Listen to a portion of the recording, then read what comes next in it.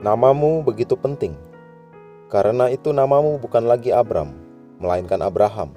Karena engkau telah kutetapkan menjadi bapa sejumlah besar bangsa. Kejadian 17 ayat 5. Apapun nama panggilanmu yang engkau jawab, memiliki pengaruh langsung pada masa depan hidupmu. Namamu memberi arti bagi tujuan hidupmu. Ini menjelaskan mengapa Tuhan mengganti nama beberapa pribadi tertentu dalam Alkitab, agar sejalan dengan masa depan yang Tuhan tetapkan di dalamnya. Contoh yang baik adalah Abraham, yang sebelumnya bernama Abram. Abram berarti bapa yang dimuliakan atau akan menjadi bapa. Seiring berjalannya waktu, dia tidak punya anak, walaupun banyak pelayan yang lahir di rumahnya. Namun suatu hari Tuhan berfirman kepadanya dan berkata, "Inilah perjanjianku dengan engkau.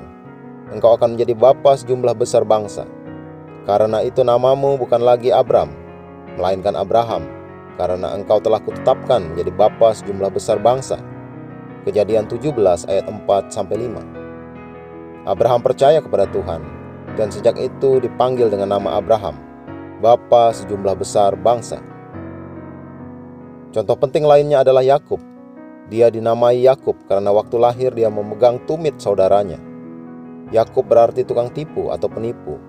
Dan seperti namanya, dia menipu dan merenggut kesulungan saudaranya dengan bantuan ibunya.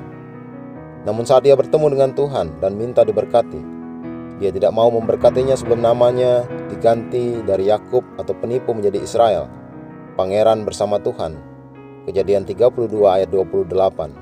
Dan masa depannya berubah sejak itu. Ingat Rasul Petrus, sebelum dia datang kepada Yesus, dia dipanggil dengan nama Simon, yang berarti ilalang yang diombang-ambingkan oleh angin, tidak kokoh. Sebagai Simon, dia tidak konsisten. Namun suatu hari Yesus berkata kepadanya, "Dan aku pun berkata kepadamu, engkau adalah Petrus," atau dalam bahasa Yunani Petros, "dan di atas batu karang ini," atau dalam bahasa Yunani Petra, "aku akan mendirikan jemaatku." Matius 16 ayat 18. Jika arti namamu tidak konsisten dengan firman Tuhan, engkau harus menggantinya. Tidak peduli engkau dinamai itu seumur hidupmu. Jika artinya tidak konsisten dengan pewahyuan siapa engkau di dalam Kristus, responi firman Tuhan dan gantilah sebagai tindakan imanmu.